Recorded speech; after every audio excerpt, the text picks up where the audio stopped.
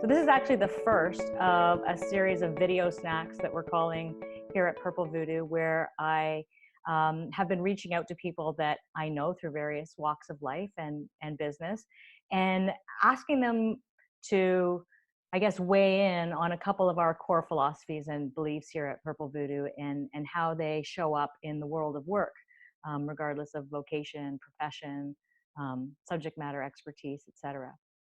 And so my absolute first guest is also known as my Wonder Twin.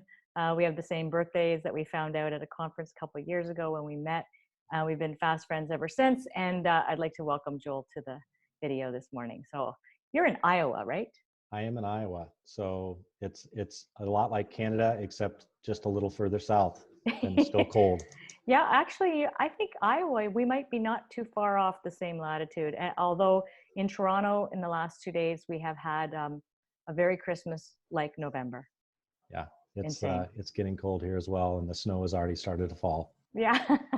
So as I mentioned to you, Joel, when we chatted, this is really just an opportunity for us to publicly let people into our regular conversations when we get on the horn or on a video conference and talk about some of our similar business opportunities and challenges. We have some crossover in terms of how we work and kind of clients we work with. And just to add an informal conversation to the questions that we often ask people in terms of how do human beings do the work in your workplace, regardless of what you do. And so we have some really loose gates around this conversation, but it's really just an opportunity for people to peek in the window of a Joel Cat conversation. Absolutely. And we have to have loose gates because this is going to go on. You know it, yeah. So a couple of things that are core to the Purple Voodoo philosophy are these. One is that business is people. That's been a cliche that's been around forever. Business is people. But people are human, and human behavior is actually what drives business results. The second is that whole human beings show up at work. They don't sort of take their work self and go to work and then discard or cleave off all the other human parts of themselves when they show up in the workplace. And lastly, that simplicity and clarity are two fundamental necessities that really support people doing meaningful, productive, and efficient work. Absolutely. And so that's kind of the, hey, let's talk about these things and how they show up for you and the work that you do with your clients. So up to you where you want to start. I know I kind of laid out a buffet. I'm like, hey man, start where you like. Well, I will start right over here with the carbohydrates. And I would say, so I love the fact that you start with the people part of it, because too often when we work with businesses, they want to go to process and they want to go to key metrics and they want to go to all these things that have nothing to do with the human. And I think for me, one of the biggest challenges with businesses is realizing that whatever it is that they're targeting for their big improvement or for their key metric, whether it's sales, whether it's customer service, whether it's rollout of strategy, none of that happens without people. Yeah. And so I think quite often what I find myself when organizations invite me in to help with that process, or in some cases actually coming in and help them fix a process, is that they start to realize pretty quickly that it's not about the process, it's not about the key metric, it's about the people. Yeah. And so, one of the things that's been quite clear to me over the last 12 to 18 months, as I've gone through this a number of times and working with folks like you in the ACP community, is, things like organizational change aren't about the organization.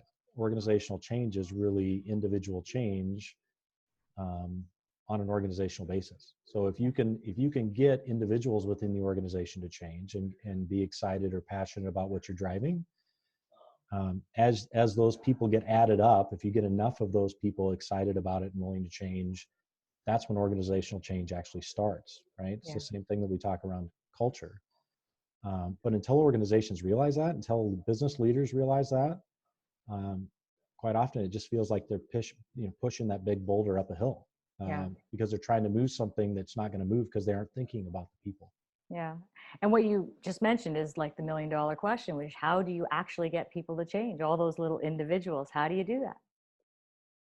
Yeah, and that's been the crux of where I've been pushing my business for the last 2 years. Is it's not enough to teach something to somebody and expect them to do it. It's not enough to come up with some great logic or rationale or an excellent plan and explain it to people. At the end of the day, it's about execution. And so when we talk about execution, you can only execute the things that you feel like you're capable of doing and that you have a skill in doing. And those things are built by those individual habits, right? Yeah. Um, Interestingly enough, earlier this morning, I was at a physical therapy. I have a little shoulder issue I've been working with. And every time I come, they take me through some exercises and some strength building and all this kind of stuff. And then they say, okay, you're going to do this at home, right? For the next week. And I say, yep, I'm going to do it. And there are some times where I do it and sometimes where I don't. It's really not that much different in organizations, whether you come in and do a large corporate training event or you roll out strategy and then you say to people, now you're going to do this, right? If they don't feel capable, if they haven't gotten repetition at it, if they haven't really boiled it down to what needs to change for me to do this, it's just going to get discarded and lost. And then they're going to come in for their appointment and hear, hey, things aren't really where we expect them to be. And they're going to be seen just as confused as you are. But in my case, when I work with organizations, we really focus in on what is it individually that needs to change with your people, and how do we support them in building those new habits or behaviors or skills so that we can move this forward. Right? Yeah. Yeah. And you touched on a couple, I was laughing with great empathy when you were describing your physio, because I just started working with an osteopath this week. And of course, same thing. She said, by the way, so this is what you need to do over the next 3 weeks before you come back and see me. And I'm like, yes, because I'm all about behavior change. I haven't really been batting 1,000 yet. But we use that analogy all the time in the workplace, right? Where people can invest. And by people, I mean decision makers, leaders, well-intentioned, highly motivated, caring, compassionate, strategic, business results-oriented leaders to invest tons of time, money, and other resources and productivity, taking people out of work, and then say, okay, we did that thing. Okay, go do that thing. And then people say, well, you expect me to do something? Like, I have to change the way I do things around here. I was just talking with a client the other day and they were saying, we recognize that we launched this thing last year, but it didn't really stick. And so people aren't really behaving that way. And I said, cool. So what was the execution plan? What was the integration plan? How did you sustain what you talked about during that 2-day, like we're launching this new thing? And how did you get it down to the level of, back to one of the top 3, simplicity, clarity, understandings, implications, cross-pollination of, well, if this guy's doing this differently, how does that impact her doing that differently and that person doing? She said, yeah, I don't think we did that. Yeah. So, and I think part of that is starting to have that conversation, right? Absolutely. And I think part of it, especially in a corporate environment, and I'm not picking on corporations, but I think when we talk about business, we have a great mentality around projects as far as we like to cross things off when we start them, right? We cross it off the list like, hey, we said we were going to do X and now we've started doing that. We don't do a very good job of actually finishing things. Yeah. Or if we finish them short, which is, hey, we rolled out the training or we rolled out the strategy. We had this big event and people came and got all excited and then we cross it off then. But really the finish line is at the end of the year when those KPIs come out and say, did we hit our goal? Did what we expected to change? And I think that's the part, until we can change that mentality about those changes, those projects, it's about the follow through, right? It's about the practice. It's about the fact that over the next 30, 60, 90 days, whatever, we're going to practice plenty of times. And probably more often than not, we're going to not do it well before we do it well. And it's through that learning process, through those mistakes, that we can actually get better. But I think an organization has to be open to the fact that just like any kind of change, weight loss, physical therapy, any of these things, we're going to do it poorly for a while until we realize how to do it well and actually start to see some results. And if we don't have support during that, and if we don't have an organization that wants to help us finish, I think it's just like anything else, we're going to give up on it, right? We're going to go back to the old way of doing things. That's just human nature. Yeah. Yeah. So when you have these conversations with your clients, Joel, and my understanding is your primary focus is on leadership. So when you have those conversations, where are, or in your experience and reflecting on it, where are the barriers to people going, yes, I get it, and we want to do that. We actually want to integrate and execute and fall down and learn from it and recognize that this is practice and do it over and over and over again. What do those conversations sound like to you? Yeah, I mean, I think there are a number of different reactions to that. I think in general, people are like, yes, that's what I want. But first off, that whole piece around actually measuring the activity that happens after and trying to determine, are we seeing the new behaviors? Are people trying to build new habits that support the metrics that we're looking for? For a lot of people, that's kind of foreign, because we're really great at lagging indicators like, completed sessions or sales or all these types of things, but we're not very good at leading indicators. We're not very good at saying, hey, if I want to push this new sales goal, to do that, now let's back our way up. What new behaviors do I have to see in my sales team? And of those new behaviors, what are the habits that we need to build in our people so that those behaviors become part of their daily, weekly, monthly routine? Yeah. We don't think downstream like that. So for a lot of folks, they get excited about it. But then they say things like, well, then you're just going to come in and do training and teach us that, right? And that may be part of the plan, but my response quite often is, I don't think you really just want me to come in and do training. What I really think you want is for people to take what they learn and actually put it into practice. So let's focus there. Right. The other piece I would say from a leadership perspective is, much like the human brain, we're really good at instant gratification. We're not very good at delayed gratification. So I think for a lot of business leaders, it's we're going to pay to bring in a consultant, either to teach us something or to coach us on something. And we look for quick hitters, right? We look for low hanging fruit. So it's they came in, they gave us these 3 or 4 great ideas. We all took that, and now we're going to go back out to the business and do our thing. Yeah. And the problem with that is there's not a lot of change that can happen overnight. There just isn't. But there's a lot of change that can happen over a lot of overnights and how many times that we practice them. So helping them understand that this is not a short process, that this is a long process, and this is something you have to sign up for a while. Not just because I'm selling you something, but because that's the only way this is going to change for the good, right? We want it to change for good, not just for a few weeks and then go back to the old behavior. Yeah. I think of the business leaders I work with that struggle with it, it's typically one of those two things. Yeah. What I've always really admired about your context setting, when we talk about, if I know you do a lot of keynote at conferences and you talk about behavior change organizationally and the execution of concepts and ideas is quite clearly and honestly stating all that you just articulated right up front, which is, hey, you know what? You're all human. People don't like it. And so I'm going to say all these really cool things. You're going to be really pumped up. You got a t-shirt, you're going to, you got a little sticky note you're going to put on your office. And probably, by Tuesday, some of this excitement might have worn off. So let's talk about post Tuesday. Like, I like the fact that you constantly, let's talk about it up front and talk about some of the barriers and the struggles and the fall downs that are going to happen. And to your point, leading indicators around, so what are we going to do when that happens? Yeah. Right? Yeah.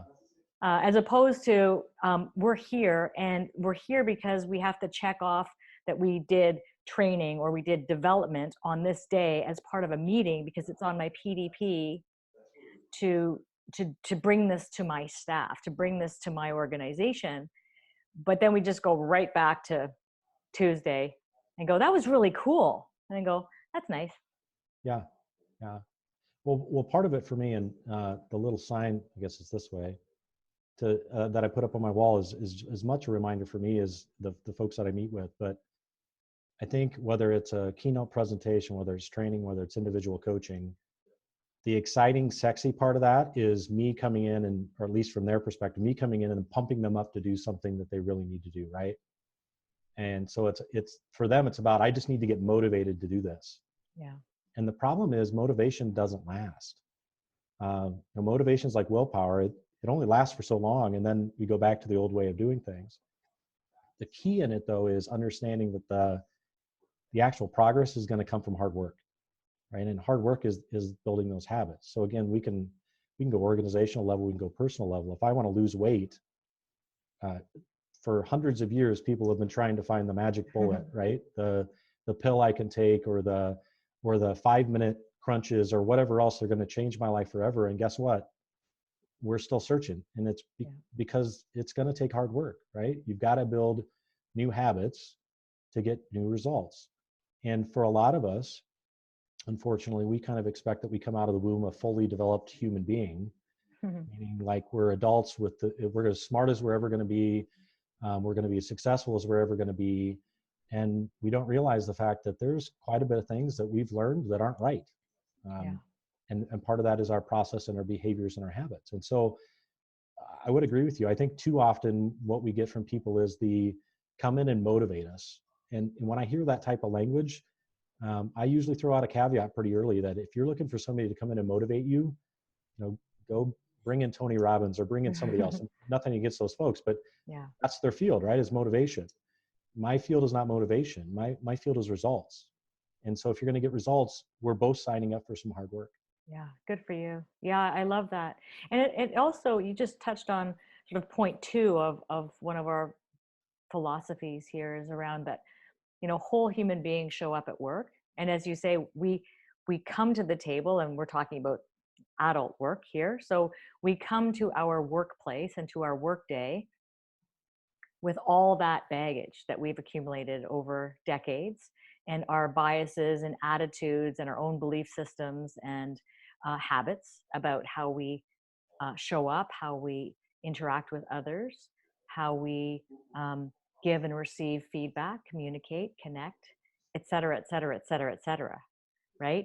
And when you layer on change, which, as you say, people don't really like change. I heard this somewhere. I might have even said it, I'm not sure, but I love it, which is that humans crave novelty, but they hate change. Oh, right? Like they love the sexy, yay, because it's new and it's exciting. People always say, can you bring in a fresh approach? We want to do something really different and innovative, because they like that novelty. But then when you say, cool, so let's now change. Well, I don't want to really, even though I know it's good for me. And even though I can see the pot of gold at the end of the rainbow, I don't necessarily want to have to do the heavy lifting like you suggest.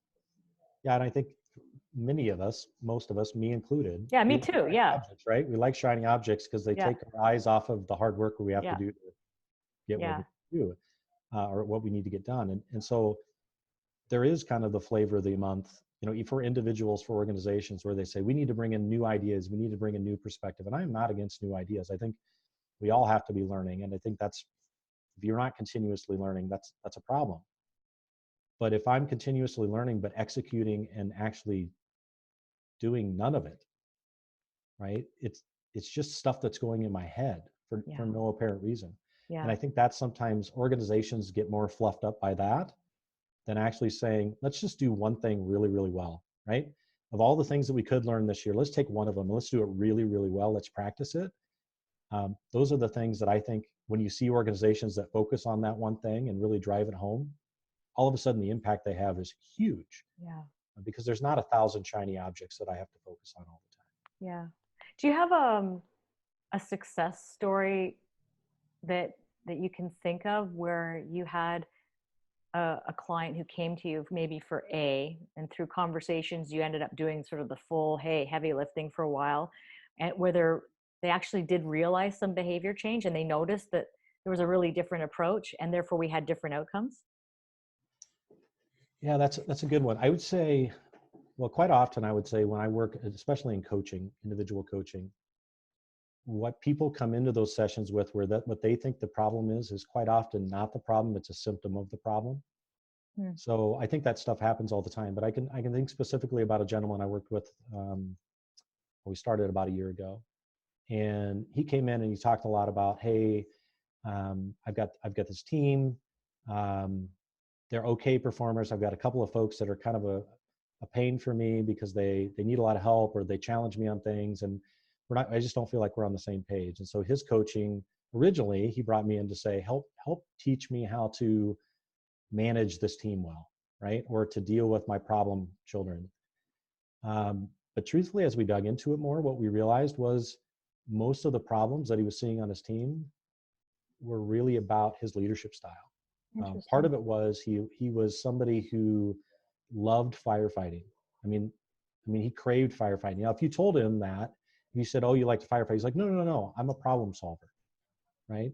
Yeah. Which is just another way of saying, if you can give me a problem that I can go try to solve, I will pick that over the work I really need to be doing right now. But because of that, and the fact that he wasn't a great planner, so he didn't really he didn't come in the daytime and say, here are the 3 things I'm going to get accomplished today, because he felt like that chained him down from not being able to take on these fires that were going to come up during the day that he needed to solve. So as we worked with him on, if we can get you to consistently plan and prioritize what you should be working on and delegate the things that you shouldn't, first of all. And second of all, if we can, what he was really reinforcing with his team was that you guys shouldn't problem solve because I'm the one that has all the answers. And so it was interesting because he would say people aren't taking ownership, they're not being accountable, whatever else. But when you asked him, well, how does this work? He'd say, well, they bring me a problem and then I fix it and I send them back. And my point was, well, why would they ever choose to be accountable or responsible for the problem when you're going to take it from them and then give it Yeah. back to them finished? They don't Yeah. have to think, they don't have to execute. So for him, there was kind of a pivot point where he realized, whoa, if I start coaching differently, if I start leading differently, if I start prioritizing my day, so that when somebody does come to me and say, I've got this problem, I need you to help me, if I can coach them, if I can ask good questions and then put them back on the case to work through it themselves, that accountability, that responsibility is going to be squarely on their shoulders, and I'm there to support them if needed. It's a very different leadership style than where I'm at today. Yeah. But originally he came in thinking my team is the problem. Yeah. And That's often the what he case, realized right? was he was the problem. Yeah. Interesting. And how did you referred to a number of times, like, if we can get you to do this, or we could get you to do that, or we could get you to do this, things would be different. So how did you get him to do that? What did he actually have to do leaving your coaching session?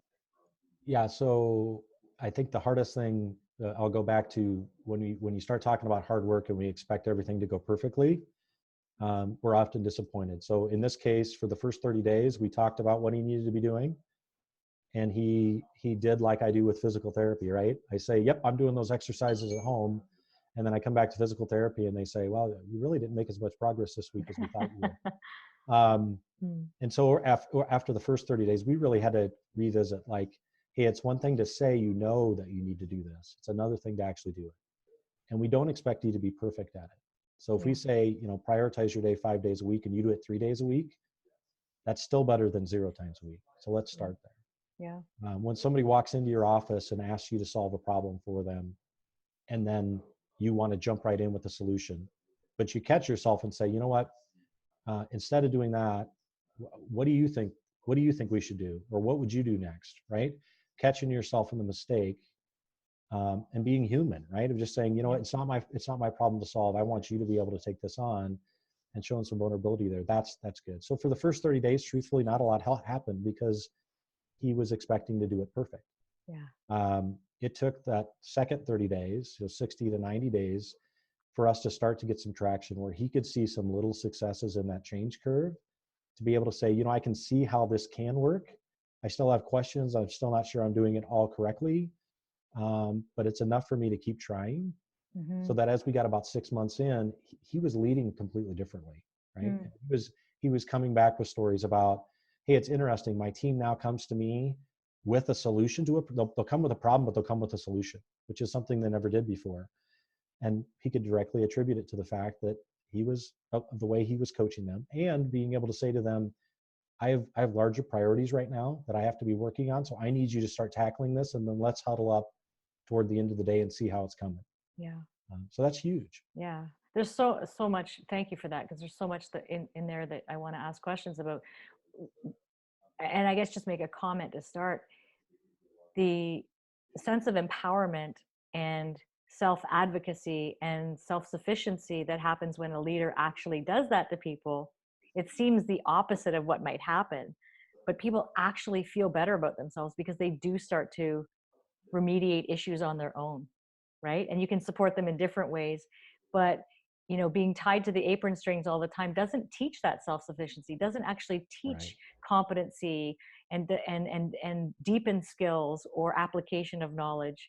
So there's a huge benefit to the people who report to leaders who are willing to say, yeah, that's great, and I'd love to support you.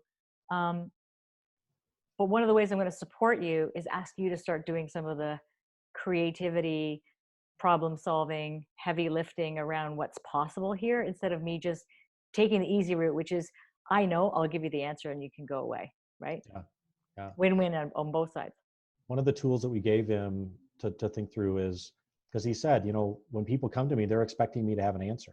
Right. And I said, well, are they expecting that, or are you expecting that? Mm-hmm. Or have you reinforced that, and now that becomes the news? So one of the tools that we kind of helped him with is, when he felt like he was in a situation where he was, quote, letting people down, right, by not giving them the answer, is to really start with, hey, at the end of the day, my role as your manager, my role as your leader is to help you be successful. And the only way I can do that is to develop you. Yeah. Right. And so these issues are going to come up. And yes, I've had some experience with this. I've got some answers, but it doesn't do me any good to hold on to that. And it's better for me to teach you that. And the only way I can teach you is for you to experience it yourself. So when you come at it from I want to see you be successful, and because of that, we're going to work through this together, but I'm going to put most of the work on you. It's no different than when I go to the gym and I have a personal trainer say, hey, I can give you the plan, right? But you got to do the work. Yeah. And if you do the work, you're going to be successful. But if I do the work, you can't be successful. Yeah. And so for him, that was empowering to be able to say, okay, well, why am I putting the work back on them? It's not because I don't want to do the work. It's because that's what's going to allow them to learn from their mistakes, learn from their successes, and be able to start tackling things on their own that they weren't able to before. Yeah. And also it speaks to what we talked about earlier around efficiency and productivity and clarity of role. So if someone is in an organization doing a given job, we don't need two people doing that job, right? So the person doing the job shouldn't also be having the manager do that job, right? Like the actual work that gets done. So in enabling that sufficiency, in enabling that growth and development, you're also actually making the whole organization more efficient, because you don't have multiple people doing the same work, right? Or tossing the work potato around. Yeah. That's just a little Iowa joke, or maybe that's Idaho. That's not us really at all. If you want to toss pigs or corn around, we've got plenty. We can do that. We could toss no, I'm not going to go there. So anyway, I was going to say a corn-filled pig, but something bad will happen. That visual there it's problematic. Yeah, it's problematic. I did want to ask if, because I know you and I both use a similar technology and a methodology to do those. Like, I'm not with you 24/7, and as much as you'd like me to be there, like kind of like a personal trainer with you all the time to say, right? Did you use that methodology or that habit building tool with this guy? And what was his experience with it? What did he like? What didn't he like? Yeah, so we didn't use it the first couple of months. We explained the methodology, we explained the practice, and then we started phasing in the technology over time for two reasons. One, he essentially said, I don't like to spend a lot of time on my phone and blah, blah, blah. So, which wasn't true, because between meetings, I saw him on his phone all the time. But just like everybody else, he's trying to protect the amount of time that he has. Yeah. But when we got him to the point of realizing that part of the process is being able to check in every day, right? Just being able to say, here's how it went today. Scale of 1 to 10. Did I knock it out of the park? Did I struggle? That's the important part, right? It's important to have that rating, but more important to that was to actually reflect on it. So really what we pushed was, if you're not going to use the technology early on, what I really want you to do is be able to write down a couple of sentences on that reflection, right? So today, I rated myself a 5 out of 10 because I started with this in the morning, but I got distracted and I didn't do anything with it the rest of the day. So I'm giving myself a 5 for trying, but I didn't really complete it well. Well, that's great, but now what did you learn from it? So how are you going to keep yourself from getting distracted again tomorrow with it? Or with the success that you have, maybe doing it first thing in the morning, that's helpful. Let's learn from that. So learn from your mistakes, learn from your successes, and then let's rinse and repeat tomorrow and let's see what happens. So we started that way early. We moved to the technology later, and he realized it was far faster than sitting down and writing in a notebook or a journal or a Post-it note or whatever else. And what he could see then over time was his progress. So it became an opportunity for him to almost get a dashboard on himself. I think we've talked about, it's a little bit like a Fitbit, for your own personal development or for your own habit growth. And for him to be able to see, oh, here's the progress I've made this week, or maybe, I'm noticing every Monday I have bad days. What is that? Is it because that I'm coming into work late, or is it because I've got a staff meeting that I feel like I've got to prepare for? So how do I need to change this over time? But the cool part of that process, and where I always feel like the gold comes for both me and for them, is when we debrief at the end of the 30 days, right? And so it's what did you learn over the whole process? What was hard for you? Where did you feel like you found success, and how did you celebrate? It's a little bit like a post-mortem on your month, so that you can decide, am I where I want to be? And if I'm not, what have I learned so far that I can really capitalize on going forward? And do I need to set this as a goal for the next month, or do I need to take it up a level, or do I need to go out and teach this to somebody else? That's the part of the process and the methodology I love, because it gets back down to, we're not here to teach you something new.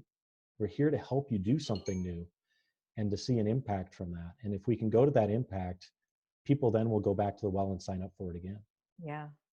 And one thing that I find really interesting is the notation of, okay, if you don't want to use this thing, will you find a different system that will give you the same kind of, personal reflection and consistent sort of opportunity to rate yourself, and to notice, as you say, what environmental barriers or windows are there, and do I need to shift something around, right? Do I notice that on Mondays, I'm always rating myself a 2 out of 5, so what's happening on Mondays, and are there other things that I need to consider shifting around to reduce the friction of actually changing the behavior to get those results?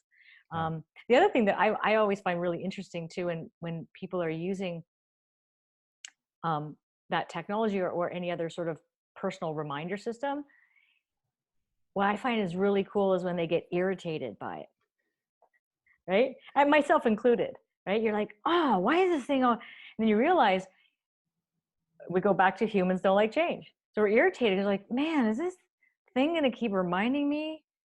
And you go, yeah, because it's not just because you went to that session, meeting, talk, TED Talk, read that book, whatever. It's going to be consistent, regular investments of integration and behavior change over time, like the when X happens instead of Y I'm going to do. Yeah. ZZ. That's a little Canadian American thing for you, the ZZ. So what's interesting to me, the other part that's been fascinating, and I'm going to do this for myself. So when I run these on myself, I also realize that when I get that nudge, that notification saying, hey, it's time to check in, and I'm like, I don't really want to check in today because I didn't have a good day. What I'm literally telling myself without saying it out loud is, you know what, I don't want to be honest with myself. And so to have to go in and say, I'm a 3 out of 10 today, that first of all, I have to admit my failure. And second of all, I've got to learn from it. And those are two things a lot of times we don't want to do either of, right? We want to ignore our failure, and we don't want to have to learn anything. We just want to go back to what we're comfortable with. So for me, there are times where I get the notification, I'm like, I got to check in. And then I'll say, well, I don't really want to do that. And that's the first thing that comes to mind is, so you're willing to be less honest with yourself than you are with other people. Yeah. And so that there is a component of this, of that transparency and that vulnerability that we talk about a lot, that helps leaders make huge strides in their own leadership. The process itself encourages people to be honest with yourself, right? And to reflect. And you can do that a number of different ways. You can journal, you can do those. But the nice thing about the technology is the fact that it keeps it all in one place, and you can see those patterns and you can see your progress. Whereas if I keep a journal, which I've done before, I've got to page through page through page through just to find what I was looking for before, and then it's hard to see the patterns in it. So Yeah. it's a fantastic process. I love when people really grab hold of it and work hard at it. But the human mind sometimes, and just us humans in general, don't always like the process. Yeah. So just as we begin to kind of wrap up, I'd like to ask you about the second statement, which was whole humans show up at work, and we can't cleave parts of our humanness in the workplace. When I say that, what specifically comes to mind as one of the biggest opportunities that you see for people in the workplace today? Yeah. So there's a couple things there. One is, I think, for a number of reasons, and I'm going to say the American way, but it probably is the more North American way, is we always want to focus on our strengths. And I think there's an importance in focusing on your strengths. But we always then want to hide our weaknesses, or hide our areas where we just don't feel as skilled or practiced, right? And so when you talk about the whole person coming to work, I think there is something pretty amazing when you have a team of people that are working together that both understand what people's strengths are, but that people are also vulnerable with what they're not very good at, but are willing to lean into, right? Which is very different than, I know your strengths, but you act like you're really good at all these things, but I don't ever really see you doing them, so I can't fully trust you. There's a trust element that happens when a person can say, I'm just not very good at this, right? And just accepting who you are, right? It doesn't mean that you can't get better at some of those things. That's not the point. But we all have strengths that we can bring to the table. And most often, those are different than other strengths that other people can bring to the table. And if we all mix those things together, we can get work done. But we also have to be honest. And I think that's when I think about team building, about culture building, which we spend a lot of time with. If you have an organization or a team or a group or a leader who's not willing to be honest about their own faults, mistakes, weaknesses, whatever, or the fact that they won't be vulnerable when they make a mistake, that level of trust is diminished, and people put their guard up, and then we kind of operate around each other. We operate much differently than we could. So I love the fact that you incorporate that in. I mean, I think there's a fair amount of that in the emotional intelligence research that we see, around brain science, around a number of different things. What happens when we can really just own who we are today, and then determine what we want that to look like tomorrow. Yeah. And when you say words like trust and honesty and vulnerability and self-acceptance, even adding the word compassion doesn't often get used in business circles, but if you think about it, why wouldn't we be compassionate towards our teammates, peers, up and down the food chain, ourselves? And all of those big meaty words and values, I think, are the bedrock of everything we've been talking about prior to this, right? And it's often the most difficult to change because it's the most personal and the most human, right? Yeah. But that's quite insightful. And you're right. I mean, it's not like there's not a lot of great research out there and great content for us to leverage. It's not that people haven't heard it, read it, seen it, gone to a course, taught a course.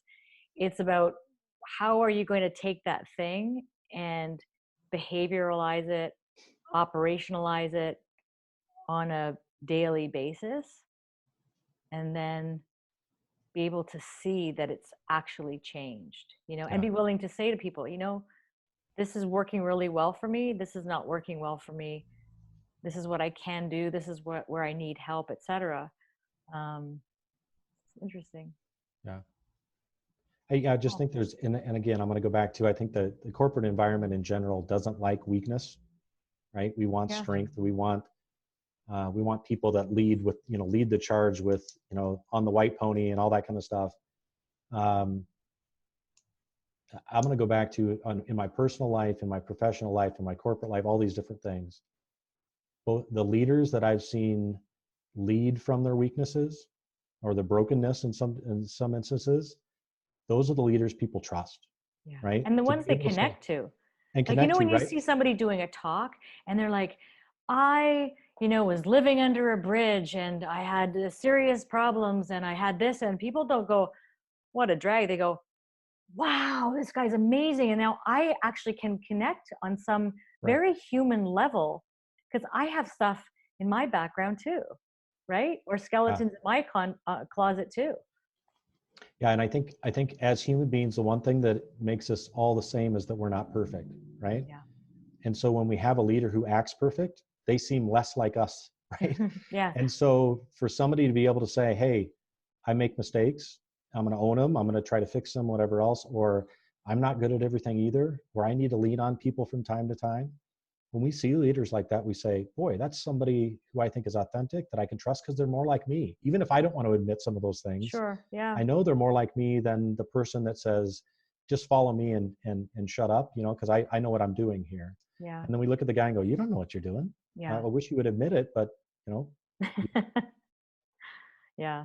Interesting.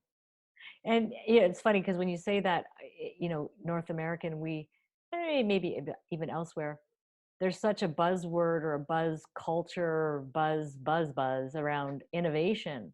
And yet at the same time, it's often coupled with serious risk aversion.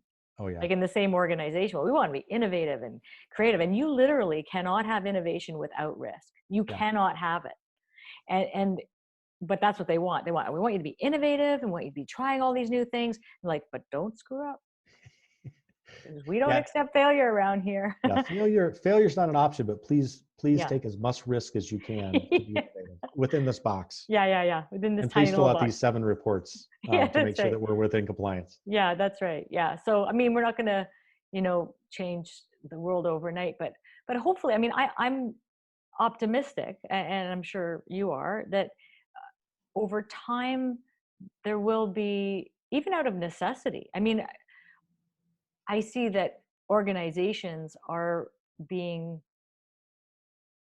are under more and more pressure to be as lean, efficient, productive as possible. And I do think that there will be a tipping point, so to speak, around recognizing that if you can, in fact, see a whole human and accept, talk about, and leverage all the stuff we've just spoken about, then you can, in fact, get better human behavior driving better business outcomes. You Mhm. know, it's one of those, it's simple but not easy, but it's possible. I see glimpses of organizations starting to do it, and where profits and business success are not antithetical to being really humane Right. and compassionate and empathetic and open and vulnerable and transparent with your folks. Yeah. No, it's exciting stuff. And Yeah. like I said, I'm always amazed at the organizations who try it and do a good job of it, how quickly things can change, right? How quickly people will get on board or that they get the results that they want. Um, but it's for those organizations that are considering it, it feels like a big risk. It feels like a big change, and they don't want to fail at it. So quite often they don't ever try. Yeah. Cool. Thank you. Thank you. But I'm looking at the clock and I'm like, oh my goodness, we're out of time. Yeah. Surprise, surprise. Well, I'm sure this won't be the last conversation we have. No, it won't. But I appreciate your time, and we'll definitely reconnect again. And I will put your contact info in the notes as well. And if there's anything else that you want to follow up with, just flip me something, and we'll make sure that we include it. But I appreciate the conversation as always. Um, it's always inspiring, I find, to talk to folks who are really passionate about the work that they do and about really bringing forward meaningful and relevant change, in the workplace, because the workplace is filled with people. Yep. Yep. Cool. Well, Thank you, thank you for the Joel. work you're doing as well. Cheers.